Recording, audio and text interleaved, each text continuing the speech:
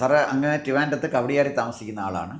തിരുവനന്തപുരം കോർപ്പറേഷൻ്റെ പല ഭരണസമിതികളെ സാറ് കണ്ടിട്ടുള്ളതാണ്. ഇപ്പോൾ എന്തായാലും ദീർഘകാലം കോർപ്പറേഷൻ ഭരണം കൈയാളിയിരുന്ന CPM-ൻ്റെ കയ്യിൽ നിന്നും ആ ഭരണം നേടാൻ BJPക്ക് കഴിഞ്ഞു. BJPയുടെ ഒരു പുതിയ ടീം കോർപ്പറേഷൻ്റെ ഭരണത്തിലേക്ക് എത്തിയിരിക്കുകയാണ്. ഇവിടെ വരുമ്പോൾ ട്രിവാൻഡ്രത്തിൻ്റെ ഒരു പ്രത്യേകതയുള്ളത് നമ്മുടെ ക്യാപിറ്റൽ സിറ്റിയാണ്. പിന്നെ ഒരുപാട് ഒരു ഹെറിറ്റേജ് സിറ്റിയുമാണ് ട്രിവാൻഡ്രം. ഒരു കാലത്ത് ഇന്ത്യയിലെ ഏറ്റവും നീറ്റസ്റ്റ് സിറ്റി ട്രിവാൻഡ്രമായിരുന്നു. ഇന്നതൊക്കെ അങ്ങ് മാറിപ്പോയി, ഭരിച്ച് ഒരു പരുവത്തിലായി ട്രിവാൻഡ്രം. അപ്പോൾ എന്തായാലും ശരി, ഈ കോർപ്പറേഷൻ അധികാരികൾ ട്രിവാൻഡ്രം കോർപ്പറേഷൻ്റെ വികസനത്തിൻ്റെ കാര്യത്തിൽ എന്തെല്ലാമാണ് അവർ ചെയ്യേണ്ടത്? കാരണം ഇന്നത്തെ ട്രിവാൻഡ്രം കോർപ്പറേഷനെ മാതൃകയാക്കി കൊല്ലം കോർപ്പറേഷനും തൃശ്ശൂർ, കോഴിക്കോട്, കണ്ണൂർ കോർപ്പറേഷനുകൾക്കും അവിടുത്തെ വികസന പ്രവർത്തനങ്ങൾ നടത്തണം. അതുകൊണ്ടൊരു മാതൃക സൃഷ്ടിക്കാൻ തിരുവനന്തപുരം കോർപ്പറേഷൻ്റെ ഭരണാധികാരികൾ എന്തൊക്കെ ചെയ്യണം എന്നുള്ളതാണ് സാറിൻ്റെ നിർദ്ദേശം. അതാണ് പ്രേക്ഷകരുമായിട്ട് പങ്കുവെക്കാൻ അഭ്യർത്ഥിക്കുന്നത്. ഈ തിരുവനന്തപുരത്തെ കോർപ്പറേഷനിൽ നടന്ന തിരഞ്ഞെടുപ്പിന് വലിയ രാഷ്ട്രീയ പ്രാധാന്യമുണ്ട്. നേരത്തെ പ്രതീക്ഷിച്ചതുമാണ്. ഏതാണ്ട് 3 തുല്യ ശക്തിയുള്ള 3 മുന്നണികൾ തമ്മിലുള്ള തീവ്രമായ ഒരു രാഷ്ട്രീയ മത്സരത്തിന് ശേഷമാണ് അതിൽ ഒരു മുന്നണി അധികാരത്തിലേക്ക് വന്നിരിക്കുന്നത്. അധികാരത്തിലേക്ക് അവർക്കൊരു പ്രതീക്ഷിച്ച സീറ്റ് കിട്ടിയില്ല. അവർ നേരത്തെ തിരഞ്ഞെടുപ്പിന് മുമ്പ് അവകാശപ്പെട്ടിരുന്നത് 53 കൗൺസിലർമാരെ വിജയിപ്പിക്കുവാൻ കഴിയുമെന്നാണ്. അതവർക്ക് സാധിച്ചില്ല. 50 പേരെയാണ് വിജയിപ്പിക്കാൻ സാധിച്ചത്. അതുകൂടാതെ ഒരു സ്വതന്ത്രൻ്റെ കൂടി സഹായത്തോടു കൂടിയാണ് 51 എന്ന് പറയുന്ന ആ മാന്ത്രിക സംഖ്യയിലേക്ക് അവർ കടന്നിരിക്കുന്നത്. അത് കഴിഞ്ഞൊരു ഉപതെരഞ്ഞെടുപ്പ് വിഴിഞ്ഞത്ത് വന്നു. ആ ഉപതെരഞ്ഞെടുപ്പിൽ അവർക്ക് വിജയിക്കാനും കഴിഞ്ഞില്ല. ഈ വിജയത്തിന് പ്രധാന കാരണം എന്ന് പറയുന്നത് കഴിഞ്ഞ 5 വർഷക്കാലത്തെ മാർക്സിസ്റ്റ് പാർട്ടിയുടെ ഒരു ഉത്തരവാദിത്തരഹിതമായ ഒരു ഭരണത്തിന് കിട്ടിയ ഒരു തിരിച്ചടിയാണ്. അതായത് പ്രായം കുറഞ്ഞ ഒരു വനിതാ കൗൺസിലറെ ഭാവിയിലെ ഞങ്ങളൊരു നേതാവാക്കാനായിട്ട് ഉറച്ചിരിക്കുകയാണ് എന്നൊക്കെ പറഞ്ഞുകൊണ്ട് അവർ ഒരു കോളേജ് വിദ്യാർത്ഥിനിയെ മേയറായിട്ട് തിരഞ്ഞെടുത്തു. ആ മേയർ ദയനീയ പരാജയമായിരുന്നു. വ്യക്തിപരമായിട്ട് എനിക്കവരെ അറിഞ്ഞുകൂടാ, ഞാൻ കണ്ടിട്ടുമില്ല, സംസാരിച്ചിട്ടുമില്ല. പക്ഷേ അവർ ദയനീയമായ പരാജയമായിരുന്നു. ആ പരാജയത്തിന് കിട്ടിയ ഒരു തിരിച്ചടിയും കൂടിയാണ് എന്നുള്ളതാണ് ഇപ്പോൾ ജയിച്ച് അധികാരത്തിലെത്തിയ BJPയുടെ കൗൺസിലർമാർ ഒന്നാമതായിട്ട് തിരിച്ചറിയേണ്ടത്. അതായത് അവരുടെ രാഷ്ട്രീയ ആദർശങ്ങൾക്ക് കിട്ടിയ അംഗീകാരമായിട്ട് ഇതിനെ കാണേണ്ട ആവശ്യമില്ല. മറിച്ച് നിലവിലുണ്ടായിരുന്ന ഭരണ സംവിധാനത്തിൻ്റെ കോട്ടങ്ങൾ അത് തിരുത്തപ്പെടണമെന്ന് പറയുന്ന തിരുവനന്തപുരത്തുകാരുടെ ആഗ്രഹം, ആ ആഗ്രഹത്തിൻ്റെയും ഫലമായിട്ട് തമ്മിൽ ഭേദം 3 മുന്നണികളിൽ വെച്ച് അവർ ഒരു താരതമ്യപ്പെടുത്തി നോക്കിയിട്ട് അവർ ഒരു താൽക്കാലികമായിട്ട് മാത്രം BJPക്ക് ഭരിക്കാനൊരു അവസരം കൊടുത്തിരിക്കുകയാണ്. സാർ ഇവിടെ നിന്ന് ഞാൻ ചോദിച്ചോട്ടെ, സാർ പറഞ്ഞ ആർഗ്യുമെൻറ്റിലെ ഒരു വ്യത്യസ്തമായൊരു അഭിപ്രായം സംഭവിക്കുന്നത്. ഇപ്പോൾ അത് തുല്യ ശക്തിയുള്ള 3 മുന്നണികളാണ് ഈ കോർപ്പറേഷൻ തെരഞ്ഞെടുപ്പിന് നേരിട്ടത്. അതിൽ ഈ നിലവിലുണ്ടായിരുന്ന LDFൻ്റെ കോർപ്പറേഷൻ മേയർ അവർ എത്ര അപഹാസ്യമായിട്ടാണ് ആ മേയറുടെ പെരുമാറ്റം ഒരു ട്രാൻസ്പോർട്ട് ബസ് ഡ്രൈവറുമായിട്ട് തട്ടിക്കയറുന്നു. അതൊക്കെ വലിയൊരു വിപ്ലവമായിട്ട് ഇവർ ചിത്രീകരിച്ചു. എന്തായാലും ശരി, തിരുവനന്തപുരത്ത് താമസിക്കുന്ന ആളുകൾ കോമൺ സെൻസ് ഉള്ള ആളുകളാണ്. ഈ വിവരമില്ലാത്തവൻ പറയുന്ന അതുപോലെ അവരങ്ങോട്ട് വിഴുങ്ങണമെന്നില്ല. അപ്പോൾ എന്തായാലും ശരി, ഒരു കുഞ്ഞാണ് വന്നിരിക്കുന്നത്, ആ കുഞ്ഞിനെ ഞങ്ങൾ ഏൽപ്പിച്ചിരിക്കുകയാണ് എന്നൊക്കെ പറഞ്ഞാൽ അതൊന്നും തിരുവനന്തപുരത്തുകാരുടെ ഉത്തരവാദിത്തമല്ല. അവർക്ക് വേണ്ടത് നല്ല ഇച്ഛാശക്തിയുള്ളൊരു മേയറെയാണ്. അത് അവർ ഈ തെരഞ്ഞെടുപ്പിൽ തെളിയിച്ചു. പക്ഷേ അപ്പോൾ സാർ പറഞ്ഞത് അതിൻ്റെ മറ്റൊരു മാനമാണ് സാർ ഉപയോഗിക്കുന്നത്. അത് BJPക്ക് കിട്ടിയൊരു പൊളിറ്റിക്കലായിട്ടുള്ള രാഷ്ട്രീയമായ വിജയമല്ലായിരുന്നു എങ്കിൽ ശരിക്കും അതിൻ്റെ പ്രയോജനം കിട്ടേണ്ടത് UDFനാണ്. എന്താ കാര്യം വെച്ചാൽ UDF ഒരു മേയർ സ്ഥാനാർത്ഥിയെ മുന്നേ നിർത്തി തന്നെയാണ് വന്നത്. ശബരിനാഥ് MLA ആയിരുന്നു, കാർത്തികേയൻ്റെ മകനാണ്. കവടിയാറിൽ നിന്ന് അദ്ദേഹം ജയിക്കുകയും ചെയ്തു. അപ്പോൾ ഒരു പൊളിറ്റിക്കലി LDFിനെതിരായ ഒരു വിധിയെഴുത്തായിരുന്നു ജനങ്ങൾ നടത്തിയതെങ്കിൽ അത് BJP കിട്ടണമെന്നില്ല, മറിച്ച് കോൺഗ്രസ്സിനായിരുന്നു കിട്ടേണ്ടത്.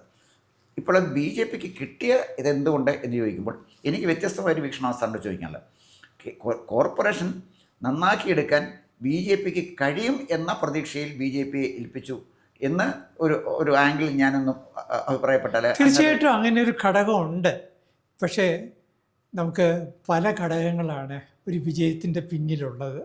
ഒരു പരാജയത്തിൻ്റെ പിന്നിലും പല ഘടകങ്ങളുണ്ട്. BJPയുടെ തിരുവനന്തപുരം കോർപ്പറേഷനിലെ വിജയത്തിൻ്റെ പിന്നിൽ ഈ ഒരു ഘടകമുണ്ട്. പക്ഷെ ഞാൻ അതിനല്ല ഒന്നാമത്തെ സ്ഥാനം കാണുന്നത്, ഞാൻ അതിന് രണ്ടാമത്തെ സ്ഥാനമേ കാണുന്നുള്ളൂ. ഇതാണ് നമ്മൾ തമ്മിലുള്ള ഒരു ചെറിയ വ്യത്യാസം. അവസരമായിക്കോട്ടെ സാർ. അപ്പം നമുക്കിനി വേണ്ടത് പുതിയ മേയർ വന്നു. VV രാജേഷാണ് പുതിയ മേയറായിട്ട് വന്നത്. എന്തായാലും ശരി, ആര്യ രാജേന്ദ്രൻ അപരിഹാര്യമായ ഒരുപാട് കുഴപ്പങ്ങൾ ചെയ്തിട്ടാണ് പോയതെന്നുള്ള കാര്യം തിരുവനന്തപുരത്ത് ദീർഘകാലം താമസിച്ചിട്ടുള്ള ഒരാളെന്നുള്ള നിലയിൽ എനിക്ക് കൃത്യമായിട്ട് പറയാൻ പറ്റും. ഞാൻ അതിലേക്ക് പോകുന്നില്ല, കഴിഞ്ഞ ചാപ്റ്റർ കഴിഞ്ഞാണത്. പക്ഷേ പുതിയ മേയറും പുതിയൊരു ഭരണസമിതിയും ഏറ്റെടുത്തപ്പോൾ തിരുവനന്തപുരത്ത് വരുത്തുന്ന മാറ്റങ്ങളെക്കുറിച്ച് അങ്ങ് കൃത്യമായി തിരുവനന്തപുരത്ത് ജനിച്ച് വളർന്ന് ജീവിക്കുന്ന ആളാണ്. ഒരു കാലത്ത് സാമൂഹ്യ പ്രവർത്തകനായിരുന്നു. VK കൃഷ്ണമേനോനൊക്കെ വേണ്ടി തെരഞ്ഞെടുപ്പ് പ്രചരണം നടത്തിയിട്ടുള്ള ഒരു ചെറിയ രാഷ്ട്രീയക്കാരനും കൂടാണ്. അപ്പോൾ ഇവിടെ ട്രിവാൻഡ്രത്ത് ഒരു 5 കൊല്ലമേ സമയം കിട്ടത്തുള്ളൂ. ആ സമയം കൊണ്ട് സമയബന്ധിതമായി പൂർത്തിയാക്കാൻ കഴിയുന്ന വികസന പ്രവർത്തനങ്ങൾ അങ്ങയുടെ സങ്കല്പത്തിൽ, അങ്ങയുടെ അഭിപ്രായത്തിൽ എന്തെല്ലാം വികസന പ്രവർത്തനങ്ങൾ ഇവിടെ ചെയ്യണം ഒരു തിരുവനന്തപുരം നിവാസി എന്നുള്ള നിലയിൽ അങ്ങേക്ക് പറയാനുള്ള കാര്യങ്ങളാണ് പ്രേക്ഷകരോട് പങ്കുവെക്കാൻ ഞാൻ ആഗ്രഹിക്കുന്നത്. വരാൻ പോകുന്ന 5 വർഷങ്ങൾ കൊണ്ട് തിരുവനന്തപുരത്തിന് കഴിഞ്ഞ കുറേ കാലമായി നഷ്ടപ്പെട്ടു പോയ ഒരു ആത്മാവുണ്ട്. ആ ആത്മാവിനെ തിരിച്ചാവാഹിക്കുവാൻ ഒന്ന് കഴിയണം. അതാണ് ഒന്നാമതായിട്ട് പറയും. ഞാൻ ആലങ്കാരികമായിട്ട് പറയുന്നു എന്ന് തോന്നുകയാണെങ്കിൽ കുറച്ചുകൂടി വിശദീകരിക്കാം. അതായത് ഒരു തിരുവനന്തപുരത്തിൻ്റെ ഏറ്റവും വലിയ വ്യക്തിത്വം എന്ന് പറയുന്നത് ആ നഗരത്തിനൊരു ആത്മാവുണ്ടായിരുന്നു. ഏത് നഗരങ്ങൾക്കും കാണും, ആത്മാവ് കാണും. ഞാൻ ഓർക്കുന്നത് വളരെ വളരെ വിദൂരമായ ഭൂതകാലത്തിൽ തിരുവനന്തപുരത്തെപ്പറ്റി ഒരു മഹാകാവ്യം ഉണ്ടായി. ആ മഹാകാവ്യം 11-ാം നൂറ്റാണ്ടിലാണ്, സംസ്കൃത ഭാഷയിലാണ്. ആ മഹാകാവ്യത്തിൻ്റെ പേര് സ്യാനന്തൂര പുരാണ സമുച്ചയം എന്നാണ്. തുളുനാട്ടുകാരനായ ഒരാൾ തിരുവനന്തപുരത്ത് പത്മനാഭസ്വാമി ക്ഷേത്രത്തിലെ ശാന്തിക്കാരനായിട്ട് വന്ന് ഇവിടെ താമസിച്ചിട്ട് ഈ നഗരത്തെക്കുറിച്ച് എഴുതിയതാണ്. അതിനകത്ത് അദ്ദേഹം പറയുന്നത് ഈ തിരുവനന്തപുരം എന്ന് പറയുന്നത് അദ്ദേഹം സ്യാനന്തൂരം അല്ലെങ്കിൽ സ്യാനന്തൂരപുരം, ഈ സ്യാനന്തൂരപുരം എന്ന് പറയുന്നത് ഒരു ദേവതയാണെന്നാണ് അദ്ദേഹം പറയുന്നത്. അപ്പോൾ തിരുവനന്തപുരത്തെ ഒരു ദേവതയായി 1000 വർഷങ്ങൾക്ക് മുമ്പ് തന്നെ സങ്കല്പിക്കപ്പെട്ടിരുന്നു. ആ ദേവതയ്ക്ക് അല്ലെങ്കിൽ ആത്മാവുള്ള തിരുവനന്തപുരത്തിൻ്റെ ഇപ്പോൾ നഷ്ടപ്പെട്ടു പോയ ആത്മാവിനെ വീണ്ടെടുക്കുക എന്ന് പറഞ്ഞാൽ അതിൻ്റെ അർത്ഥം തിരുവനന്തപുരത്തിൻ്റെ ഒരു പൈതൃകത്തെ പുനഃസ്ഥാപിക്കുക എന്നുള്ളതാണ്. എന്താണ് ആ പൈതൃകം എന്ന് പറയുന്നത്? ആ പൈതൃകം എന്ന് പറയുന്നത് തിരുവനന്തപുരത്ത് താമസിക്കുന്ന പൗരന്മാരുടെ ക്ഷേമങ്ങൾ, അവരുടെ താല്പര്യങ്ങൾ, അവരുടെ ആവശ്യങ്ങൾ, അവരുടെ അവകാശങ്ങൾ, ഇതിനെയെല്ലാം ഒരു പിതൃതുല്യമായി സംരക്ഷിക്കുന്ന ഒരു നേതാവായി മേയർക്ക് മാറാൻ കഴിയണം. അതാണ് വേണ്ടത്. അപ്പോൾ ആ ഒരു ഉദാഹരണത്തിന് നഗരം എന്ന് പറയുന്നത് പല ഭാഗങ്ങളിലായിട്ട് വികസിക്കുകയാണ്. അങ്ങനെ ഒരു വികസനമല്ല വേണ്ടത്. കഴിഞ്ഞ 50 വർഷത്തിനുള്ളിൽ തിരുവനന്തപുരത്ത് സംഭവിച്ച വലിയ മാറ്റങ്ങളെക്കുറിച്ച് ഞാൻ ഒന്നൊന്നായിട്ട് പറയാം. ഒന്ന്, ഫ്ലാറ്റുകൾ തിരുവനന്തപുരത്ത് ഇങ്ങനെ ഉണ്ടാകുമെന്ന് ഞങ്ങളെപ്പോലെ ഉള്ള ആളുകളുടെ സ്വപ്നത്തിൽ പോലും വിചാരിച്ചിട്ടില്ല. കാരണം തിരുവനന്തപുരത്തിന് ഒരുപാട് ഭൂമിയുണ്ട്, ഒരു ചെറിയ നഗരമല്ല. പണ്ടാണെങ്കിൽ ഇത് ചാലം മുതൽ ഉള്ളൂർ വരെയാണ് ഉണ്ടായിരുന്നത്. ഇന്നത് പോയി. ഇന്ന് അത് ഏതാണ്ട് നേമം തൊട്ട് കഴക്കൂട്ടം വരെ അത് വ്യാപിച്ചു കഴിഞ്ഞിരിക്കുന്നു. ആ നഗരത്തിൽ ഭൂമി ഇഷ്ടം പോലെ ഉള്ളതുകൊണ്ട് ഇവിടെ ഇങ്ങനെ ഫ്ലാറ്റ് സംസ്കാരം വരുമെന്ന് ആരും പ്രതീക്ഷിച്ചില്ല. ഫ്ലാറ്റ് സംസ്കാരം വന്നു. പക്ഷേ ഒരു അതിനൊരു ഒരു ഒരു ഒരു പ്ലാനിങ്ങോട് കൂടിയല്ല വരുന്നത്.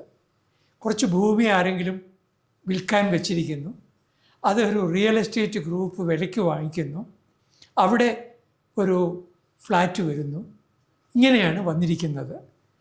അതുപോലെ തന്നെ നിലവിലുള്ള റോഡുകൾ നമുക്കറിയാം. രാജഭരണത്തിൻ്റെ അവസാന നാളുകളിൽ അന്നത്തെ ഭരണാധികാരിയായിരുന്ന ചിത്തിര തിരുനാൾ ബാലരാമവർമ്മ മൈസൂറിൽ പോയിട്ട് അഡ്മിനിസ്ട്രേഷൻ പഠിച്ചിട്ട് ആ മൈസൂറിലുള്ള ചില നല്ല മാതൃകകളെ ഇവിടേക്ക് പുനരാവിഷ്കരിക്കാനായിട്ട് ശ്രമിക്കുകയാണ്. അവിടുത്തെ ഒരു ഡിസൈനറായിട്ടുള്ള ജർമ്മൻകാരനെ ഈ തിരുവനന്തപുരത്തേക്ക് ക്ഷണിക്കുകയാണ്. ആ കുംബ്രികൾ എന്ന് പറയുന്ന ജർമ്മൻകാരൻ ഇവിടെ വന്ന് കെട്ടിടങ്ങൾ ഡിസൈൻ ചെയ്യുന്നു. അയാളെ പിടിച്ച് രണ്ടാം ലോക മഹായുദ്ധം ആയപ്പോൾ ജർമ്മൻകാരനാണെന്ന് പറഞ്ഞ് അറസ്റ്റ് ചെയ്യുന്നു. അങ്ങനെ അദ്ദേഹത്തിൻ്റെ വികസന മോഹം അവിടെ വെച്ച് നിൽക്കുകയാണ്.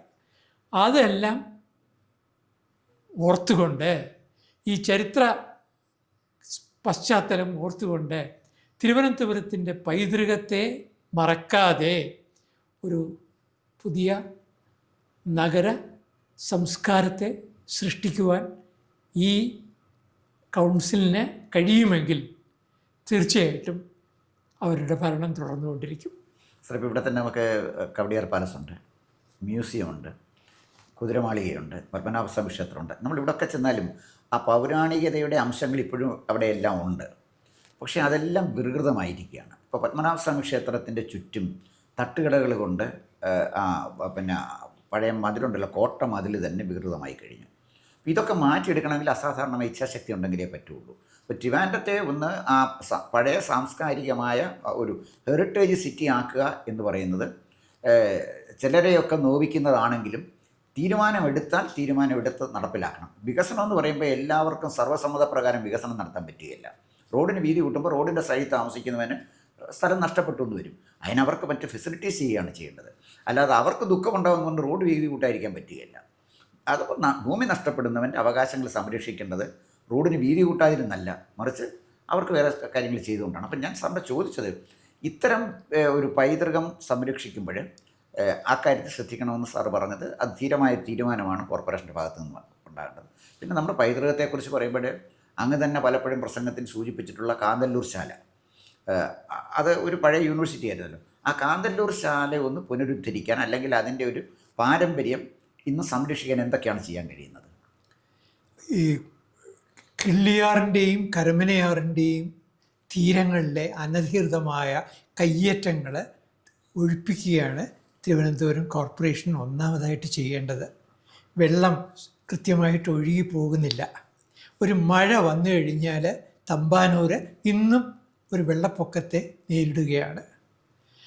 അത് ഈ അനധികൃതമായ കയ്യേറ്റങ്ങളോട് കാണിച്ച ഒരു അനുകൂലമായ ഒരു വോട്ട് ബാങ്ക് പോളിറ്റിക്സിൻ്റെ ഭാഗമായി കാണിച്ച ഒരു നടപടിയാണ് കഴിഞ്ഞ സർക്കാരുകളുടെ ഏറ്റവും വലിയ അപചയത്തിന് കാരണമായത്. അത് പരിഹരിക്കണം. 2, അതിൻ്റെ ഭാഗമായി ഞങ്ങൾ താമസിക്കുന്ന ഈ തിരുവനന്തപുരം ഒരു ആത്മാവുള്ള നഗരമാണെന്ന് തോന്നിക്കാനായിട്ട് ഒന്നാമതായി ചെയ്യേണ്ടത് കാന്തളൂർ സർവകലാശാല ഇവിടെയാണ് ഉണ്ടായിരുന്നത് എന്ന് ജനങ്ങളെ ഓർമ്മിപ്പിക്കാൻ സഹായിക്കുന്ന ഒരു സാംസ്കാരിക സമുച്ചയം തന്നെ തിരുവനന്തപുരത്ത് ഉടനെ ഉണ്ടാവണം.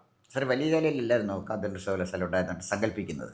ഒരു പക്ഷേ അത് വിഴിഞ്ഞത്തായിരിക്കാം, അല്ലെങ്കിൽ വിഴിഞ്ഞത്തിന് സമീപത്ത് എവിടെയെങ്കിലും ആയിരിക്കാം ആദ്യകാലത്ത് തുടങ്ങിയത്. എന്നാൽ ആദ്യത്തെ ചോഴ ആക്രമണത്തിന് ശേഷം, രാജരാജ ചോഴൻ്റെ ആക്രമണത്തിന് ശേഷം കാന്തല്ലൂർ ശാല പ്രവർത്തിച്ചിരുന്നത് വലിയ ശാലയാണ്. രാജേന്ദ്ര ചോഴൻ്റെയും പിന്നീട് വന്ന പല രാജാക്കന്മാരുടെയും കാലത്ത് കാന്തല്ലൂർ ശാല പ്രവർത്തിച്ചിരുന്നത് അവിടെ തന്നെയാണ്. നമുക്കറിയാം, വലിയ ശാലയിലെ ശിവക്ഷേത്രത്തിൽ നിന്ന് രാജരാജ ചോഴൻ്റെയും രാജേന്ദ്ര ചോഴൻ്റെയും ലിഖിതങ്ങൾ കണ്ടെത്തിയിട്ടുണ്ട്. ഈ വലിയ ശാല തന്നെയാണ്. ആ വലിയ ശാലയുടെ സമീപത്തായിട്ട് 2 സ്കൂളുകളുണ്ട്. ഒന്ന് Killipalam school, higher secondary school, മറ്റൊന്ന് ചാല ഹയർ സെക്കൻഡറി സ്കൂള്. ഈ 2 ചാല ഹയർ സെക്കൻഡറി സ്കൂളിനെയും കിള്ളിപ്പാലം സ്കൂളിനെയും കേന്ദ്രമാക്കിക്കൊണ്ട് വേണം പുതിയ ഒരു സാംസ്കാരിക സമുച്ചയത്തിന് രൂപം കൊടുക്കേണ്ടത്. സർ, കാന്തല്ലൂർ സർവകലാശാല എന്ന് പറയുമ്പോൾ, കാന്തല്ലൂർ ശാല എന്ന് പറയുമ്പോഴേ നളന്ദ പോലെയും അല്ലെങ്കിൽ തക്ഷശില പോലെയൊക്കെ ഏകദേശം ഒരു പാരമ്പര്യം അവകാശപ്പെടാൻ കഴിയുന്ന ഒരു സർവകലാശാലയായിരുന്നല്ലോ. അന്ന് മഹത്തായ ഒരു സർവകലാശാല ഇതുപോലെ നമ്മുടെ കേരളത്തിൽ ഉണ്ടായിരുന്നുവെന്നും അത് തിരുവനന്തപുരത്ത് തന്നെ വലിയ ശാലയിലായിരുന്നുവെന്നും വരാൻ പോകുന്നൊരു തലമുറ അറിയുന്നേ ഇല്ല. അവരെ അത് അറിയിക്കത്തക്ക വിധത്തിൽ വലിയ ശാലയിൽ തന്നെ ഈ 2 സ്കൂളുകളെ ചേർത്ത് നിർത്തിക്കൊണ്ട് ചെയ്യണം എന്ന് പറയുമ്പോഴേ അതിന് കൃത്യമായൊരു പ്ലാൻ തയ്യാറാക്കി സാറ് കോർപ്പറേഷൻ മേയർക്കോ അധികാരികൾക്കോ കൊടുത്താൽ നന്നായിരിക്കും എന്നാണ് എനിക്കൊരു സജഷൻ പറയാനുള്ളത്. തീർച്ചയായിട്ടും മേയറെ വിളിച്ചിട്ട് ആദ്യമായി സംസാരിച്ചപ്പോൾ തന്നെ ഈ കാര്യം അദ്ദേഹത്തിൻ്റെ ശ്രദ്ധയിൽ കൊണ്ടുവന്നിട്ടുണ്ട്. പിന്നെ സാർ സൂചിപ്പിച്ച പോലെ ഈ തിരുവനന്തപുരം പട്ടണം ഒരു വെള്ളക്കെട്ടായിട്ട് മാറുന്നത്, ഈ പറഞ്ഞ പോലെ കിള്ളിയാറിൻ്റെ തീരം മുഴുവൻ കയ്യേറി വെച്ചിരിക്കുന്നത് സമ്പന്നരും സ്വാധീനശക്തിയുള്ളവരുമാണ്. അവരുടെ വോട്ട് ബാങ്കിൻ്റെ മുന്നിൽ വഴങ്ങിക്കൊടുക്കുന്ന ഒരു കോർപ്പറേഷൻ ഭരണകൂടമാണ് എങ്കിൽ അവർക്ക് ഇവിടെ ഒന്നും ചെയ്യാൻ പറ്റില്ല. മറിച്ച് അവരത് ചെയ്യാൻ തീരുമാനിച്ചാൽ കേരളത്തിലെ പൊതുസമൂഹം അവരുടെ കൂടെ നിൽക്കും, തിരുവനന്തപുരത്തെ പൊതുസമൂഹം അവിടെ കൂടെ നിൽക്കും. അല്ല, കയ്യേറിയ ഒരു ന്യൂനപക്ഷത്തിൻ്റെ പിന്നാലെ പോയാൽ, അവരുടെ താല്പര്യങ്ങൾ സംരക്ഷിക്കാൻ പോയാൽ ഭൂരിപക്ഷം അപ്പുറത്ത് താമസിക്കുന്നുണ്ട് എന്നുള്ള കാര്യം കോർപ്പറേഷൻ മറക്കാതിരിക്കട്ടെ. മറ്റൊരു കാര്യം സാറിന് ചോദിക്കേണ്ടത്, സർ, മഹാരാജാവിൻ്റെ കാലത്താണ് തിരുവനന്തപുരത്ത് വാട്ടർ സപ്ലൈ വന്നത്. അന്ന് നല്ല സുഗമമായി വെള്ളം ഒഴുകിക്കൊണ്ടിരുന്നു. ഇപ്പോഴേ രാജാവ് പോയി 20 രാജാക്കന്മാർ വന്നു കഴിഞ്ഞപ്പോഴത്തേക്ക് ഈ ജലസേചന വകുപ്പ് തന്നെ ഒരു പണസേചന വകുപ്പായിട്ട് മാറി. ഇത്രമാത്രം അഴിമതി നടക്കുന്നൊരു വകുപ്പ് ഈ ഗവൺമെൻറ് അല്ല, ഏത് ഗവൺമെൻറ് വന്നാലത്തെ കാര്യം പറയും. അപ്പോൾ ഫലത്തിൽ നിങ്ങൾ തിരുവനന്തപുരത്തുകാർക്ക് കുടിവെള്ളം മുട്ടിക്കാൻ എന്തെല്ലാം ചെയ്യാൻ കഴിയുമെന്നാണ് ഈ കേരള വാട്ടർ അതോറിറ്റി ചിന്തിച്ചുകൊണ്ടിരിക്കുന്നത്. ഇതിന് എന്താണ് കോർപ്പറേഷന് ചെയ്യാൻ പറ്റുന്നത്? നമ്മൾ ഇന്ന് സംസാരിക്കുന്ന ഈ ദിവസം കഴിഞ്ഞ് നാളെ മുതൽ 2 ദിവസത്തേക്ക് വെള്ളം കിട്ടുകയില്ല തിരുവനന്തപുരത്തേക്ക്. അവിടെ റിപ്പയർ വേണ്ടിയിട്ടാണ് വാട്ടർ അതോറിറ്റിയാണ് അത് പ്രഖ്യാപിച്ചിരിക്കുന്നത്. കരകുളം എന്ന് പറയുന്ന സ്ഥലത്താണ് തുടർച്ചയായിട്ട് ഈ അവിടുത്തെ പൈപ്പിൻ്റെ കുഴൽ പൊട്ടുന്നത്. ഇത് പരിഹരിക്കണം. ഇത് പരിഹരിക്കാൻ 1930കളിൽ ഈ വാട്ടർ വർക്ക്സ് ഡിപ്പാർട്ട്മെൻറ്റ് ഉണ്ടായപ്പോൾ അധിക ചെലവ് വഹിക്കാൻ നിവൃത്തിയില്ലാത്തത് കൊണ്ട് കരകുളം എന്ന് പറയുന്ന സ്ഥലത്ത് ഒരു ബെൻഡ് മനഃപൂർവ്വം അത് ഒഴിവാക്കിയില്ല. ഇന്ന് ഈ അധിക ചെലവ് ഒരു പ്രശ്നമേ അല്ല, അതിൻ്റെയൊക്കെ എത്രയോ ഇരട്ടി ചിലവാക്കുന്നുണ്ട്. അപ്പം ഇതുപോലെയുള്ള ചില ബോട്ടിൽ നെക്കുകൾ, അതായത് കുപ്പിക്കഴുത്തുകൾ പരിഹരിച്ചാൽ തന്നെ ഇവിടുത്തെ വാട്ടർ അതോറിറ്റിയുടെ പ്രവർത്തനങ്ങളെ മാതൃകാപരമായിട്ട് മാറ്റാൻ കഴിയും. ശ്രീ, പൈപ്പ് പൊട്ടുന്നത് തിരുവനന്തപുരം നിവാസികൾക്ക് നിർഭാഗ്യമാണെങ്കിലും ഈ ബന്ധപ്പെട്ട എഞ്ചിനീയർമാർക്ക് മഹാഭാഗ്യമാണ്. കാരണം അൺഓഡിറ്റഡ് ആണ്. അതെ, അൺഓഡിറ്റഡ് ആണ്. മാത്രമല്ല ടെൻഡർ വിളിക്കണ്ട. അപ്പോൾ അതുകൊണ്ട് അടിയന്തരമായി പരിഹരിക്കേണ്ടതാണെന്ന് പറഞ്ഞിട്ട് പെട്ടെന്ന് നന്നാക്കാൻ തുടങ്ങും. അപ്പോൾ അതുകൊണ്ട് അവരുടെ ഭാഗ്യം ഇങ്ങനെ തന്നെ നിലനിർത്തണമെന്ന കോർപ്പറേഷൻ ആഗ്രഹിക്കുന്നെങ്കിൽ എന്താ ചെയ്യാൻ പറ്റുന്നത് നമുക്ക് അറിഞ്ഞുകൂടാ. മറ്റൊരു പ്രധാനപ്പെട്ട കാര്യം, ഇത്രമാത്രം ദുർഗന്ധം വമിക്കും. നമ്മൾ തമ്പാനൂരോട്ട് പോകുമ്പോൾ എന്ത് ഭയങ്കര ദുർഗന്ധമാണ്. ആവിഴഞ്ചാൻ തോട്ടിലെ മാലിന്യം കൂടിക്കിടന്നു, ഒരാളവിടെ മരിക്കുകയും ചെയ്തു. ഇത് പരിഹരിക്കാൻ, അതായത് കൃത്യമായി ആവിഴഞ്ചാൻ തോടൊഴുകി റെയിൽവേ കോമ്പൗണ്ടിലൂടെ, റെയിൽവേ പ്ലാറ്റ്ഫോമിനടിയിലൂടെ ഒഴുകി സമുദ്രത്തിൽ ചെല്ലത്തക്ക വിധത്തിൽ റീഡിസൈൻ ചെയ്യേണ്ടി വരും. അപ്പോൾ അതിനെക്കുറിച്ച് ഈ ആമയിഴഞ്ചാൻ തോടിൻ്റെ ഒരു ചരിത്രം, അതിന് എന്ത് മാറ്റം ഉണ്ടാക്കാൻ കഴിയുമെന്നാണ് സാറിൻ്റെ? അതെ, ഈ തിരുവനന്തപുരത്തെ ഏറ്റവും ക്ലീനസ്റ്റ് സിറ്റി ഓഫ് ഇന്ത്യ എന്നൊരു കാലത്ത് അറിയപ്പെടാനുള്ള കാരണം ഇവിടെ ഗവൺമെൻറ് സംവിധാനത്തിലുള്ള ഡ്രെയിനേജ് സിസ്റ്റവും പ്രകൃതി ഒരുക്കിയ ഒരു ഡ്രെയിനേജ് സിസ്റ്റവും ഉണ്ടായിരുന്നു. ഈ പ്രകൃതി ഒരുക്കിയ ഡ്രെയിനേജ് സിസ്റ്റത്തിൻ്റെ ഭാഗമാണ് ആമയിഴഞ്ചാൻ തോട്. ഈ ആമയിഴഞ്ചാൻ തോടെന്ന് പറയുന്ന പേര് പിന്നീട് വന്നതാണ്. വാസ്തവത്തിൽ അതിൻ്റെ പഴയ പേര് അങ്ങനെയല്ല. അത് പാറ്റൂർ തോട്, അങ്ങനെ അത് കഴിഞ്ഞ് തെക്കണങ്കര തോട്, ഇങ്ങനെ പല പല തോടുകളാണ് ഉണ്ടായിരുന്നത്. ഇതെല്ലാം അവസാനം കൃത്യമായി കടലിലേക്ക് പോകുമായിരുന്നു, അല്ലാന്നുണ്ടെങ്കിൽ ആക്കുളം കായലിലേക്ക് പോകുമായിരുന്നു. ആ ഒരു സംവിധാനത്തിന് കാലം കഴിഞ്ഞപ്പോൾ ഉണ്ടായ മാറ്റം, അപ്പോൾ ചരിത്രബോധത്തോടു കൂടി, അതായത് പഴയ ആ തിരുവനന്തപുരത്തിൻ്റെ ഭൂമിശാസ്ത്രവും ഭൂപടവും നന്നായി പഠിച്ച ശേഷം ആണ് പുതിയ ഒരു നഗര പരിഷ്കാരത്തിലേക്ക് മുന്നോട്ട് വരേണ്ടത്.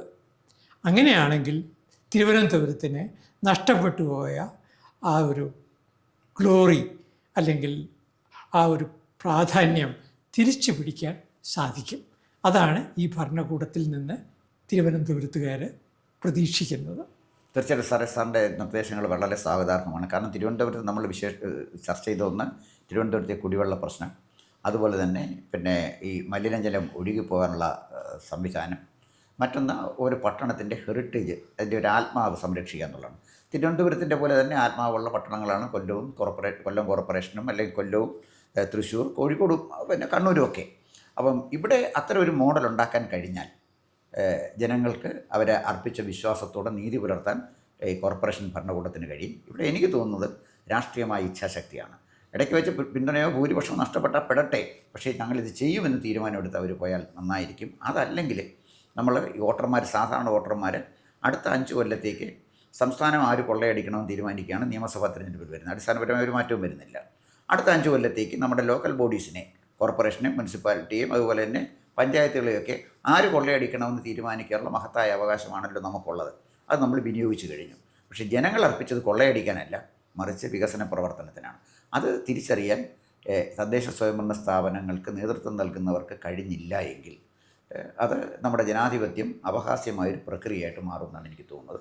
തീർച്ചയായിട്ടും അങ്ങ് പറഞ്ഞ നിർദ്ദേശങ്ങൾ ട്രിവാൻഡ്രം കോർപ്പറേഷൻ പരിഗണിക്കുമെന്ന് പ്രതീക്ഷിക്കുന്നു. തിരുവനന്തപുരത്തിന് അടിസ്ഥാനപരമായ ചില മാറ്റങ്ങൾ ഉണ്ടാക്കുവാൻ BJPയുടെ നേതൃത്വത്തിലുള്ള ഈ കോർപ്പറേഷൻ ഭരണസമിതിക്ക് കഴിയട്ടെ എന്ന് പ്രാർത്ഥിച്ചുകൊണ്ട് നമുക്ക് ഈ ചർച്ച ഇവിടെ അവസാനിപ്പിക്കാം. ഒരു സുസ്ഥിരമായ വികസനമാണ് ആവശ്യം.